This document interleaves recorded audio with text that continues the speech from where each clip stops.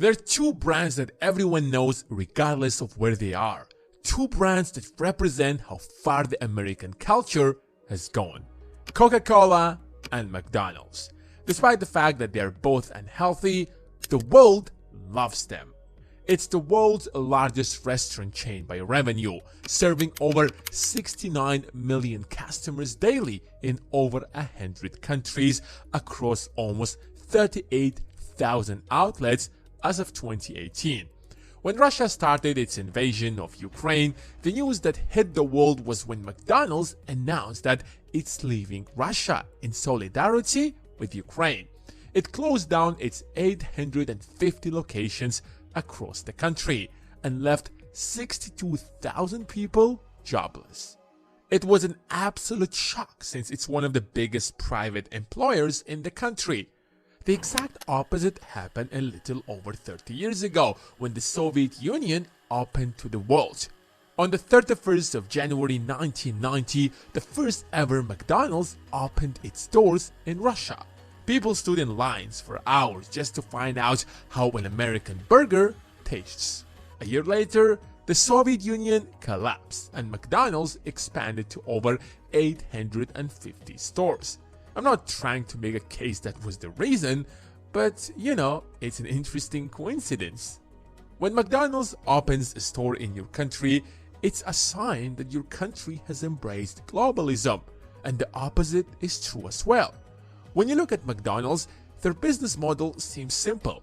Sell American-style burgers and French fries, and don't forget to place a few ice cream machines that never work.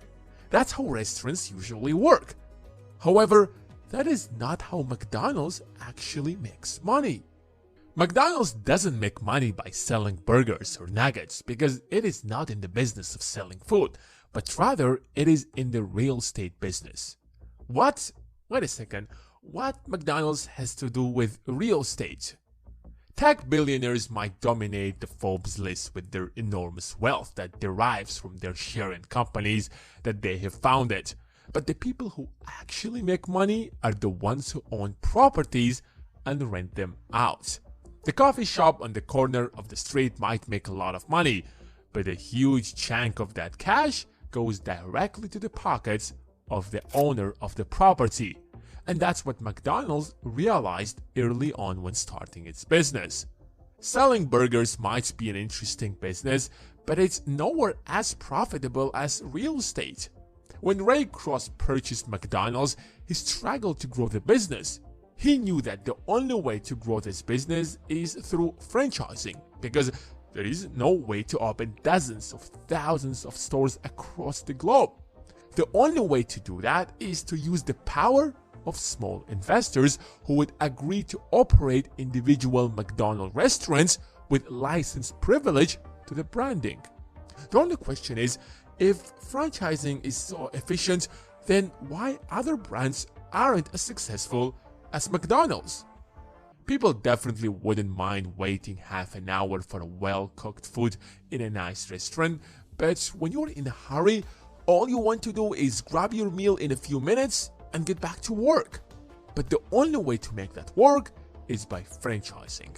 The problem with franchises is that they're unpredictable since the revenue depends highly on where it's located and who is running the franchise. So it came up with a more stable franchising model. It purchases the land on top of which McDonald's is built on and leases the land to the franchisee by leveraging its products, fast food to franchisees who have to lease properties, often at large markups, that are owned by McDonald's. The McD brand will attract large crowds to the store, and in return, the company will receive a stable stream of income from rent.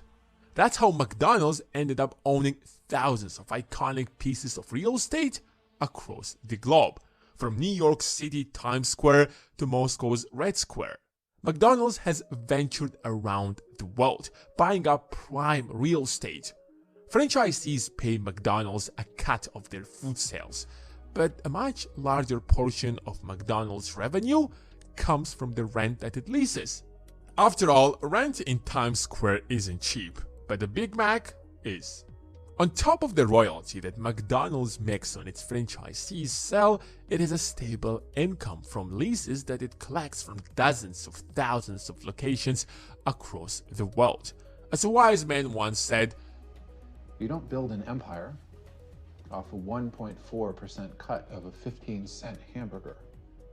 You build it by owning the land upon which that burger is cooked." What you ought to be doing is buying up plots of land, then turning around and leasing said plots to franchisees who, as a condition of their deal, should be permitted to lease from you and you alone. and that's what separates McDonald's from the rest of the restaurant chains. Its business model is closer to Netflix than a restaurant, since it's a more of a subscription business. Its revenue is far more stable and, most importantly, predictable, while the operating costs are measurably lower, allowing for an easier path to profitability. The only question is, why would anyone become a McDonald's franchisee? Why start a McDonald's franchise when McDonald's is actually making most of the money? The answer is simple and straightforward. The restaurant industry is extremely competitive, and most restaurants are barely surviving since margins are really low. The restaurant business seems pretty simple since you don't have to reinvent the wheel, but often margins are so low that only 20% of restaurants actually end up making money. About 60% of restaurants fail in their first year of operation, and 80% fail within 5 years of opening. So if you can survive in the restaurant business, you can make it in any other industry.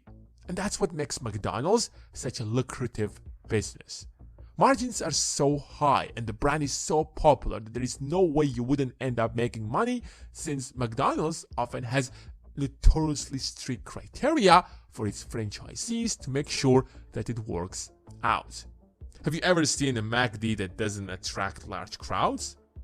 That's how McDonald's rose to become the most valuable fast food brand in the world, with an estimated value of about $184 billion.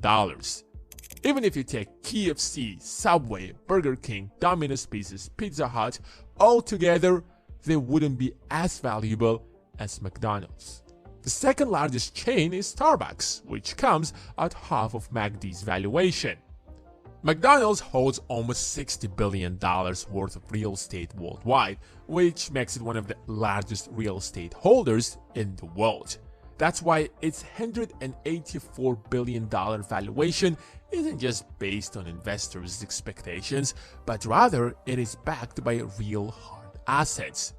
In 2014, the company made $27.4 billion in revenue, with $9.2 billion coming from franchised locations and $18.2 billion from company-owned locations. It is clear where most of the company's profits are coming from. As real estate prices kept rising in the last years, so did the company's stock. It is of course a slow business model that doesn't promise any astronomical returns. Since McDonald's owns the locations, it is extremely careful in choosing the locations. But once it chooses a location, the rest is simple and straightforward. In other words, instead of aiming at profit margins, the company is focused on creating passive income sources.